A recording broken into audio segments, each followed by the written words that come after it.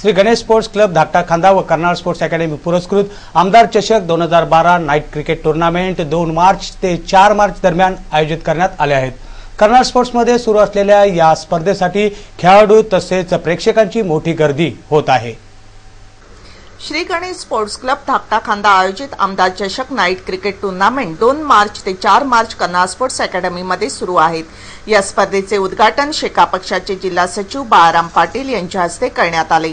यावेळी आमदार विवेक पाटील, माजी नगराध्यक्ष जयम म्हात्रे, तालुका सचिव नारायण घरत, पंचायत समितीचे माजी सभापती काशीनाथ पाटील, प्रमोद भगत, एपीएमसीचे सभापती राजेंद्र पाटील आदी मान्यवर, नवनिर्वाचित जिल्हा परिषद सदस्य, पंचायत समिती सदस्य, नगरसेवक, शेका पक्षाचे पदाधिकारी, खेळाडू तसेच क्रिकेट प्रेमी मोठ्या संख्येने उपस्थित होते। यावेळी आमदार विवेक पाटील यांनी गणेश स्पोर्ट्स क्लबचे विशेष कौतुक करीत त्यांच्या विचारातल्या एकवाक्यतेचा गौरव केला। याच एकवाक्यतेमुळे त्यांचा प्रत्येक उपक्रम यशस्वी होत असतो। आपण हे काम करत असताना, या स्पर्धा भरवत असताना खेळाडूंना प्रोत्साहन देण्याचं काम करत आहे। आपल्या या विभागातील खेळाडूंना एक चांगली संधी, एक चांगलं व्यासपीठ आपण तयार केलेलं आहे। चांगली बक्षीसही आपण त्यांना देणार आहोत। खेळाडूंना प्रोत्साहन देत असताना आमचे भरत म्हात्रे आणि घरकर काम आणली, साहेब आम्हाला स्पर्धा घ्यायच्या आहेत आणि मग सर्वांनी ती उचलून धरली आणि उचलून धरल्यानंतर एक दुखीने एक दिलाने काम केलं। बऱ्याच वेळा आपण पाहतो अशी सगळी तरुण मंडळी एकत्र आल्यानंतर काम करत असताना काही ठिकाणी मतभेद देखील होतात। मला अभिमान वाटतो सर्वांचा, कुठल्याही प्रकारचा मतभेद न करता एक दिलाने काम त्यांनी कार्यक्रमावेळी नवनिर्वाचित जिल्हा परिषद सदस्य व पंचायत समिती सदस्य यांचा मान्यवरांच्या हस्ते सत्कार करण्यात आला।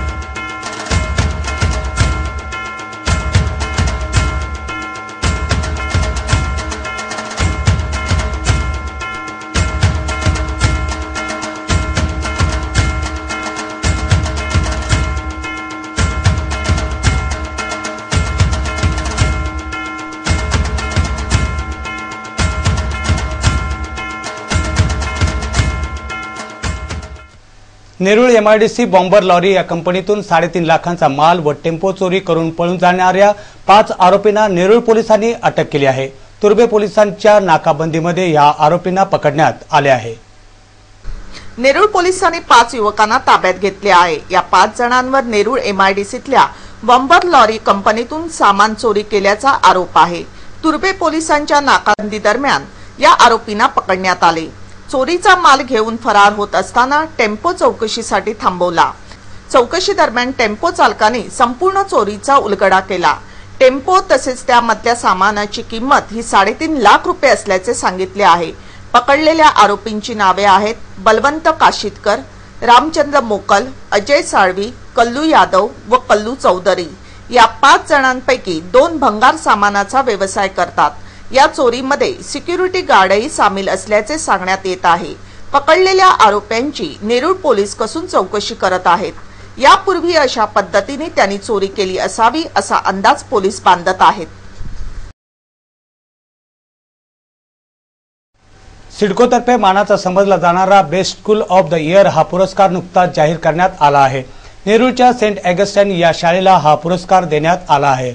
हा पुरस्कार जाहीर झाल्यावर पुरस्कार घेण्यासाठी शाळेतील विद्यार्थी व शिक्षक बँड घेऊन वाजत गाजत सिडकोच्या कार्यालयात गेले। यावेळी शाळेतील विद्यार्थ्यांचा उत्साह ओसंडून वाहत होता। नेरूळच्या सेंट ऑगस्टाईन शाळेतील विद्यार्थी बँड वाजवून आनंदोत्सव साजरा करत आहेत। शाळेच्या शिक्षिका यांनी आपल्या शाळेला सिडकोतर्फे best school of the year या पुरस्काराने सन्मानित केले आहे, अशी माहिती आमच्या प्रतिनिधीला शिक्षकांनी दिली। सबसे पहले ये जानना चाहेंगे कि सेंट ऑगस्टाइन स्कूल के बच्चे यहाँ क्या कर रहे थे? एक्चुअली इस साल सिडको ने हमको best school of the year award दिया है for the year academic year 2010। Navi Mumbai के लिए? यस, नवी मुंबई।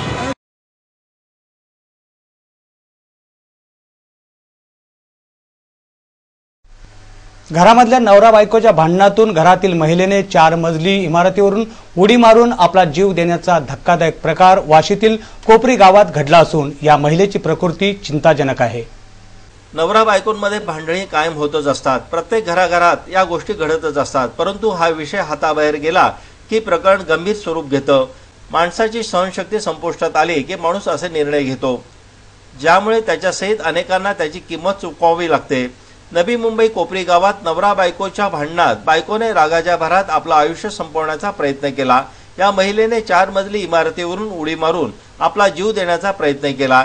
या महिलेची प्रकृती गंभीर असून तिच्यावर नवी मुंबई महानगरपालिकेच्या हॉस्पिटलमध्ये उपचार सुरू आहेत।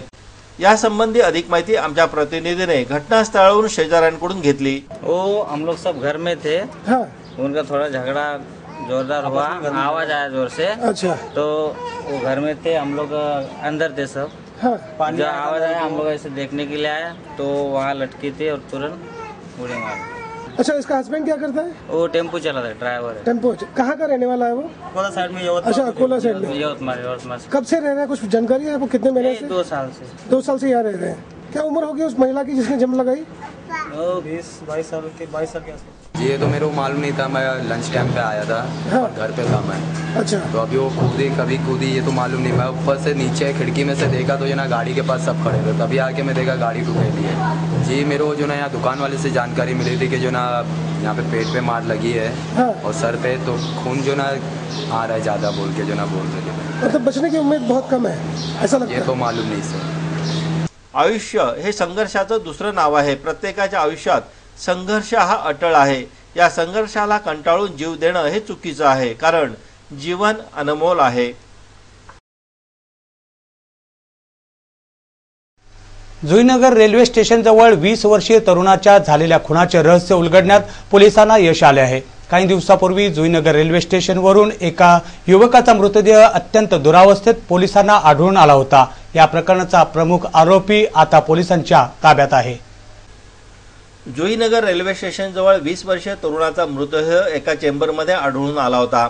या तरुणाचा खून डोक्यात दगड घालून अत्यंत अमानुष पद्धतीने करण्यात आला होता। या खुनाच्या संशयित आरोपीचा शोध पोलिसांनी सुरू केला होता। यामध्ये संशयित आरोपी मोहन याला पोलिसांनी अटक केली आहे। प्रेम प्रकरणातून हा खून झाल्याचे आता स्पष्ट झाले आहे। मोहन हा आरोपी सुनीता नावाच्या मुलीवर प्रेम करीत होता, परंतु सुनीता हिचं लग्न हे राठोडशी तिच्या घरातल्यांनी पक्क केलं होतं। ही लग्नाची बातमी सुनीताचा प्रियकर मोहन हा सहन करू शकला नाही। यामुळे राठोडच्या खुनाचा कट मोहनने रचला, अशी माहिती नेरूळ पोलिसांनी दिली आहे। तो जो मयत आहे राजू रामलो चव्हाण राठोड हा 23 तारखेला कोपरखान्याच्या तिथून मिसिंग झालेला आहे। कोपरखान्याला त्यावर मिसिंग दाखल आहे आणि त्या मिसिंगचा तपास एपीआय जगताप कोपरखान्या पोलीस स्टेशनचे एपीआय जगताप हे करत होते। मिसिंगच्या तपासामध्ये चौकशी करता त्यांना एका संशयित इसमाकडे तपास करताना त्यांनी सांगितले की अशाची डेड बॉडी अमुक अमुक ठिकाणी असं त्याला त्या राजू रामलो राठोडच्या ज्या मुलीबरोबर लग्न जमलं होतं त्या मुलीने सांगितलं अशी त्यांनी माहिती दिली। त्यावेळी ते जगताप साहेब जुईनगरला आले नेरूळला, त्यावेळी ती बॉडी सापडलेली। त्याप्रमाणे नेरूळ पोलीस स्टेशनला त्याच्या गुन्हा दाखल केलेला आहे। त्याच्या डोक्यामध्ये डोकं दगडाने आणि तोंड पण दगडांनी ठेचलेलं आहे आणि हेड इंजुरी झालेल्या आहेत। त्यानंतर नेरूळला गुन्हा दाखल झालेला आहे। हे सुनीता नावाची मुलगी आणि हा राजू रामलो राठोड यांचं लग्न जमलेलं होतं, लग्न ठरलेलं होतं. आणि हा जो मोहन आहे संशयित जो ताब्यात घेतलेला आहे, त्या सुनीताबरोबर या मोहनचा बी लव्ह अफेअर आहे का, अशी प्राथमिक माहिती कोपरखैरणे पोलिसांना मिसिंग चौकशी करताना मिळालेली आहे. या गुन्ह्यामध्ये अजून किती आरोपी आहेत त्याचा पोलीस शोध घेत आहेत. 3.5 लाखांच्या बनावट नोटा एपीएमसी पोलिसांनी जप्त केल्या आहेत. वाशीच्या मॉलमध्ये या खोट्या नोटा वटवण्याचा प्रयत्न 3 संशयित करीत असताना या 3 आरोपींना पोलिसांनी अटक केली आहे. यात 2 तरुण व एका तरुणीचा समावेश आहे. एपीएमसी पोलिसांनी एका तरुणीला व 2 युवकांना अटक केली आहे. या अटकेत असलेल्या आरोपींकडून 1000 व 500 रुपयाच्या बनावट नोटा हस्तगत करण्यात आल्या आहेत. या आरोपींकडून एकूण 3.5 लाख रुपये जप्त करण्यात आले आहेत. या अटक केलेल्या आरोपींमधील एक तरुणी ही कोलकात्याची असून 2 तरुण हे झारखंडचे रहिवासी आहेत. पकडलेले आरोपी वाशीमधील मॉलमध्ये हे रुपये खर्च करण्याचा प्रयत्न करीत होते. पकडण्यात आलेल्या आरोपींचे नाव शहीला मोर्जिना मुबारक शेख वय 27, इम्तियाज शेख वय 27 व खलील शेख अशी आहेत. पकडण्यात आलेल्या आरोपींबद्दल पोलिसांनी अधिक माहिती दिली. तारीख 28/2/2012 को 21:05 बजे हमको इन्फॉर्मेशन मिला, हमारी जो सीनियर साहब है उनको इन्फॉर्मेशन मिला. उनकी इन्फॉर्मेशन मिलने के से हम लोग ट्रैप लगाए और पाम बीच मॉल सेक्टर 19 में 2 आदमी और एक लेडी वो मिले. उनका नाम जो है, एक का नाम दुखू खलील शेख है, दूसरे का मुबारक सिराजुल इम्तियाज शेख और जो लेडी मिली उसका नाम है मोर्जिना मुबारक शेख. ऐसे 2 आदमी और एक लेडी ऐसा मिले. उनके पास से 1000 रुपये की 325 नोट और 500 रुपये की 50 नोट ऐसे रिकवर की गई. टोटल अमाउंट जो है 3,50,000 रुपया का नकली नोट मिला है. वो ये जो नोट है ये अपने इंडियन चलन में लाने वाले थे, ऐसा इन्फॉर्मेशन मिला था. उनको पकड़ा गया.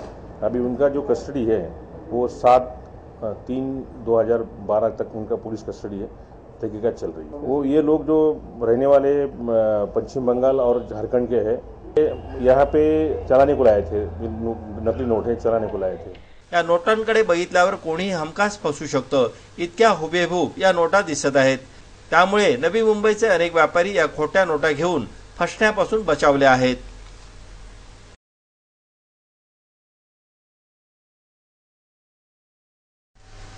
नेरूळमधील भाजी विक्रेत्यांसाठी राखीव ठेवण्यात आलेला भूखंड पैसे भरूनही त्यांच्या नावे केला गेला नाही. 20 वर्षापासून हे भाजी विक्रेते या परिसरात भाजी विकत आहेत. या फेरीवाल्यांसाठी राखून ठेवलेला हा भूखंड एनएमएमसी व सिडकोचे अधिकारी बिल्डरांच्या घशात टाकण्याचा प्रयत्न करताना दिसत आहेत. याच कारणास्तव सातत्याने या भाजी विक्रेत्यांविरोधात कारवाई होताना दिसत आहे. नेरूळमध्ये 20 वर्षापासून भाजीपाला विक्री करणाऱ्या फेरीवाल्यांवर एनएमसीच्या अधिकाऱ्यांनी कारवाई केली. 20 वर्षापासून या ठिकाणी आपला उदरनिर्वाह करणाऱ्या या भाजी विक्रेत्यांना एनएमसीने अन्यायकारक कारवाई करत त्यांचे दुकान व सामान जप्त केले. त्यांच्या हक्काच्या असलेल्या जागेवरून त्यांना काढून ती जागा अधिकाऱ्यांनी बिल्डरांच्या घशात टाकली असल्याचा आरोप भाजी विक्रेत्यांनी स्पष्ट केला आहे. कर्नाळ टीव्हीवर ही बातमी यापूर्वी दाखविण्यात आली आहे. सिडको व महानगरपालिकेच्या या नियमामध्ये गरिबांची अशी दुरावस्था होत आहे त्याचे हे चित्र दिसत आहे. ही कारवाई करताना आमच्या प्रतिनिधींनी घटनास्थळी असलेल्या अधिकाऱ्यांशी व भाजी विक्रेत्यांशी चर्चा केली. देखिए, ये अगर सुबह महानगर पालिका के कर्मचारी इतने शरीफ हो गए कि सुबह 7 बजे से अगर ड्यूटी पे मौजूद हो गए तो बहुत बड़ी बात है. इतने ईमानदारी से अगर काम करें तो नवी मुंबई की शक्ल ही बदल जाएगी. वही बदलने का है ना, वही शक्ल तो बदलने का है. लगा मुझे पैसे मिल रहे हैं, आपके भी कर्मचारी यहाँ से वसूली कर रहे हैं, आपको पता नहीं है क्या? साहब 17-18 साल हो गए सर. 18 साल हो गए. क्या आपको महानगर पालिका की कोई पावती या कोई रसीद या कोई लाइसेंस मिला है? हाँ जी मिला है. दिखाइए आप. ये लाइसेंस है, ये लाइसेंस है, लाइसेंस नंबर बता. हाँ, और ये महानगर पालिका का रसीद है. रसीद है. अच्छा, ये बताइए 18 सालों से इसके अलावा किसी नेता को आप पैसा दे रहे थे क्या? हाँ जी. कौन कौन से नेता को पैसा दे रहे थे ये बताइए. यहाँ पे हम लोग का जो अधिकारी था ये अपना रामनाथ पाटिल. रामनाथ पाटिल किस पार्टी का, किस पक्ष का है वो? तो कोई पक्ष का किसी पक्ष का नहीं है. ठीक है, बताया जैसा ऐसा जा रहा है कि यहाँ पे 2-3 लोग थे जो भाजीपाला वाले लोगों से पैसे वसूल रहे थे. हाँ. उनका नाम बताइए. वो एक था सुदाम कनाडे. सुदाम कनाडे. दूसरा? और एक कंचन पवार. कंचन पवार. तीसरा? तीसरा था ये जो इधर का मार्केट अध्यक्ष रामनाथ पाटिल। कुल मिलाकर ये बताइए कि भाजीपाला मार्केट में जगह दिलवाने के नाम से आप लोगों से कितने पैसे लिए गए आज तक? पहले 20,000 हजार रुपए भरे थे सब लोग जगह के नाम पे। हाँ, 20,000 रुपए भरे। उसके बाद और बाद में 15,000 हजार भरे। बाद में फिर 15,000 हजार भर गए। उसके बाद कितने भरे गए? उसके बाद में वापस 15,000 भरे। उसके बाद फिर से 15,000। यानी कुल मिलाकर अगर बात की जाए तो यहाँ पर कम से कम कितने ऐसे लोग होंगे जो रोड पे भाजी बेच रहे थे? 196 लोग। और कुल 196 लोगों ने पैसे भरे दिए हैं। जी, सब लोगों ने पैसे दिए। तो ये बताइए, आप लोगों ने कभी ये जानने की कोशिश की कि ये पैसे कहाँ गए, किसने लिए? हम लोग जानने के लिए गए, बोलते हैं आप लोग एक्स्ट्रा ऑर्डर में खर्चा हो गया, ऐसा बता रहा है। पैसा बोलता तुम्हारा गया। अगर आप लोगों ने हिसाब लगाया होगा कि 196 लोगों ने, जैसा कि आपने बताया 20,000, 15,000, फिर 15,000 भरे, तो कुल मिलाकर 60,000 रुपए हो गए। 60,000 के हिसाब से अगर 196 लोगों ने पैसे भरे तो कितने रुपए हुए सब मिला के? सर वो तो हिसाब हमने नहीं जोड़े थे।